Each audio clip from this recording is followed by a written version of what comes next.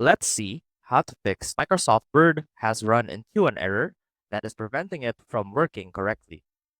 First off, we want to try and click on Repair Now whenever we see this error so that it can quickly be repaired. And if that doesn't work, what we can do is try to run Microsoft Word in safe mode.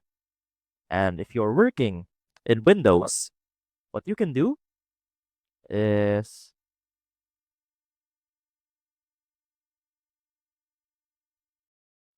type this in the run command, open WinWord slash safe, and first close this.